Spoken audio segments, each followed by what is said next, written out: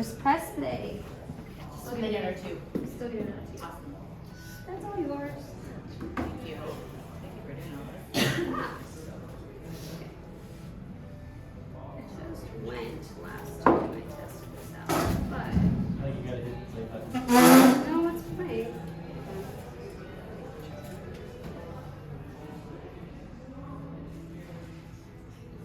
guys let it take it.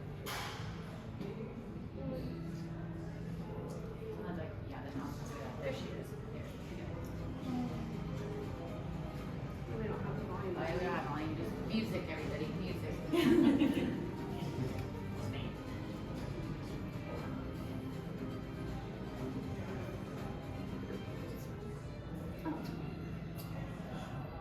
Santa Barbara Channel Heritage Area. So, sort of the best of Adam Ernster and our media director. And I appreciate this opportunity. Thank you, Maria. I know everybody's aware with the Santa Barbara Channel World Heritage Area. I thought I'd just go a little bit into the formation of it under the World Cetacean Alliance. And maybe at the end of my quick little 10 minutes, because I'm super appreciative, we have Becca Tucker here with one of the more important conservation initiatives in the Santa Barbara Channel to protect our whales, with protecting blue whales blue skies.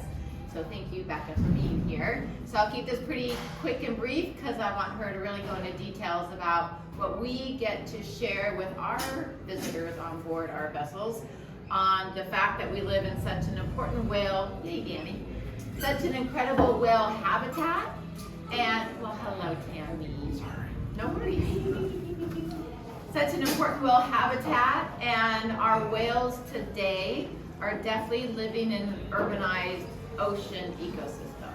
So even though we're not hunting the whales, they're protected by law, we know that we are changing their ocean home. And so to be a whale heritage area is just an opportunity to not only educate our own passengers on board our boats, but to bring all the whale watching companies together. And thank you to Isabel, who's here. She works on the Condor Express. So it's all about us coming together with our shared love of whales. And so this is just, once again, I blew it, Maria. I have a little speaker and I just thought there would be audio. But just, I'll kind of talk over this quick little 1 minute video. The Santa Barbara Channel World Heritage Area is representative under the World Cetacean Alliance and the Animal World Protection. And by coming together, we highlight 4 pillars of a whale heritage area. So responsible tourism, education, conservation and awareness here, and then research. So this is just a short little 2-minute video we made after being designated a whale heritage area back in October of 2023. This is on our YouTube channel of the Santa Barbara Channel Whale Heritage Area. Yeah, sorry, it's my fault. I don't know why you just kind of assume there's audio. So as the Santa Barbara Channel Whale Heritage Area, we are under the pillars of the World Cetacean Alliance. And so this is a nonprofit based in the UK. This formed back in 2013. And as the word alliance means, it brings responsible areas around the world, highlighting the importance of ecotourism. So we know as whale populations have increased around the world, that the whale watching industry has taken advantage of that opportunity with not necessarily the sense of understanding on how you properly go out and watch whales. And I'm sure we've all been in areas around the world where we've been with a tour operator like, I think you need to slow down, I don't think you need to approach the whale so quickly or whatever. So the World Cetacean Alliance was really highlighting the fact that we could go out and enjoy whales on their terms in the wild and not be tempted to go to a captive situation. So it really started under kind of an anti-captivity for whales and dolphins back in 2013.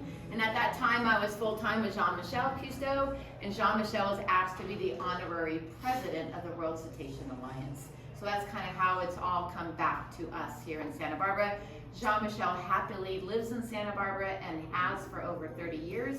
He absolutely loves going out, whale watching, loves the Condor Express, comes out on Island Packers occasionally, and the pillars of protect, empower, collaborate, and demonstrate. So that's kind of the pillars of the World Cetacean Alliance. And I just had to throw in that old picture. I needed a new updated picture, but just love that's what we're all about, is working together out in the field. So what is a World Heritage Area? So these represent these outstanding destinations around the world. There are 12 World Heritage Areas around the world now. And it's literally an accreditation program. You have to apply to be recognized as a World Heritage Area. So the application process took us a couple years. We started back in 2021, right after Dana Point became a World Heritage Area back in 2021. And Jean-Michel Hiroko-Benko, who owns the Condor Express, is like, well, aren't we kind of a World Heritage Area? So then we just started to learn the process of what it is to become a World Heritage Area under the World Cetacean Alliance. So it's basically a network. It's all about a network of, we get people, visitors that come out to visit all the national parks. Our hope is to kind of raise the awareness of going to these globally recognized areas as World Heritage Areas. So where are these areas? Well, there's 12 of them now. So they're in Portugal, Australia, South Africa. They're in the Canary Islands, 2 in California now, and the Azores and Costa Rica. And the most recent one is the one at the bottom off of Brazil. So if we could just imagine a map, we're now on this global map of these whale heritage areas. So it's all about awareness and education for tourists, visiting destinations, and highlighting how exciting it is. If you're coming to Southern California, you could go visit a whale heritage area. So it really was the fact, let's go whale watching versus go to see whales and dolphins in captivity was the initial beginnings of it, and now the network continues to grow. So we were number 9 when we were designated in October of 2023, and now there's 12.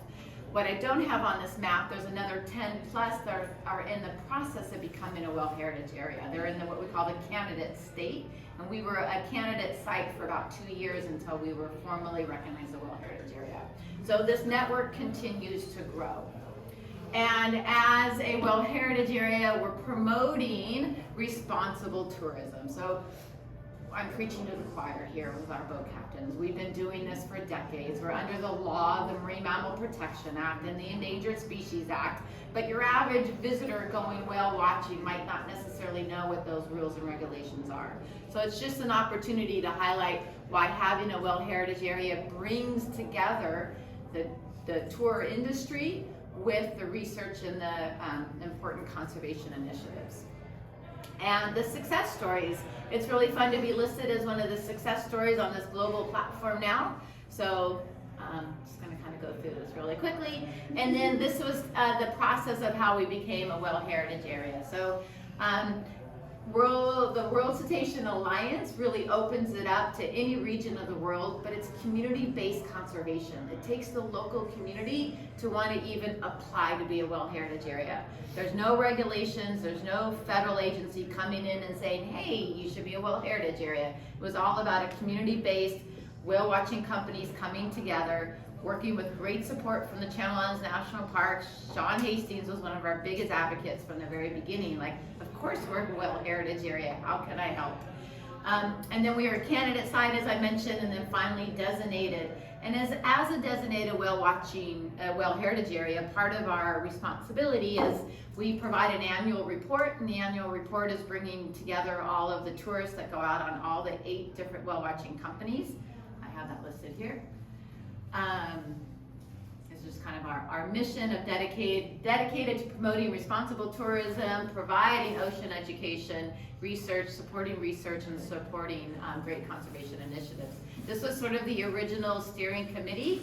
So just from left to right, Dave Beezer, the captain of the Condor Express, his boss, Hiroko-Benko. Right behind Hiroko is Greg Gorga, who's the executive director of the Santa Barbara Maritime Museum. The Santa Barbara Maritime Museum is our fiscal sponsor. We're not our own nonprofit yet. Myself, Jean-Michel Cousteau, myself, Callie, who at the time was working up at the Benioff Ocean Science Laboratory, Sean Hastings, Adam Ernster. So all of our media, he's our media director, so all of our visuals are the talents of Adam there. Of course, we know Alex, and then Louisa and Mark Hyatt, they're owners of Rincon Brewery, so really supporting sustainable restaurants, supporting sustainable seafood. Louisa Hiroko and I were the co-directors for the first 2 years, and Louisa is now the co-director with myself for the Whale Heritage Area. And then Nova with the Maritime Museum, and then, I just draw a blank. With the Santa Barbara Museum of Natural History. Oh my goodness gracious, it's going to come back to me in a moment. So, here are the companies. I get to not only so happily be on the Island Packer boats as a naturalist, but I also get to represent all the whale watching companies when I'm giving presentations and when I'm supporting the entire Santa Barbara channel by recognizing these 8 different companies. And these companies really came to me because of the Naturalist Corps volunteer that Shauna through the Channels Offshore Marine Sanctuary started decades ago, getting volunteer naturalists out on the boats. So she's the one who said, well, these are the companies we provide naturalists on, except for the 2 small 6-pack boats. So that would be, of course, the Santa Barbara Whale Watch and Pacific Offshore. But all the other companies work with the Channel Islands National Marine Sanctuary and having the Naturalist Corps volunteers out on the boats. So 3 harbors, big body of water, all out there, and a really special opportunity to show how wonderful we work together out on the water. So this is the small team, myself and Adam and Louisa, and our fiscal sponsor. Our goal for 2026 is to become our own nonprofit. So we're just in the very beginning phases of doing that, and more to share about that and testimonials. It's just really nice to be highlighted on a global platform and other whale heritage areas of all the work that we do together here in the Santa Barbara Channel. So with that, we've been able to raise some funds. We've given over $12,000 back to research. So we've supported naming a couple humpback whales. We've also supported Cascadia Research Collective, John Kalabakidis and his blue whale research. We've supported the American Cetacean Society down in the LA chapter for their gray whale census they do at Point Vicente, and we've supported the California Killer Whale Project. So we raise funds and we give it back to research, especially in this day and age when federal funding is quite tight for many of this wonderful research that's conducted. But our biggest goal, and I think a lot of us why we love working on the Island Packer boats, is to get kids out in nature. So we have given back, we've supported 75 students from Lompoc, a Title I school, last March on the Condor Express on 2 different trips. We also had a high school group out with Island Packers last March. So our goal is to continue to raise funds, help support schools by getting kids out on the water. So that's a big goal of ours, of course. So to stay updated, we do have social media. I think most of you follow Adam, the Santa Barbara Channel Whale Heritage Area. His work is absolutely stunning. And we do regular newsletters, free membership. I think probably most of you are receiving our newsletters. I've just highlighted Libra, that Libra was sighted again down off of Cabo, the entangled whale that Paige found back in June. So that's what's really fun, is to just share all of our stories that we get to witness in this amazing body of water. So we have a YouTube channel, everything is there on our YouTube channel, and we all have our favorite whales. So we all know who this beautiful whale is, and that's why we do what we do. So this is Scarlet.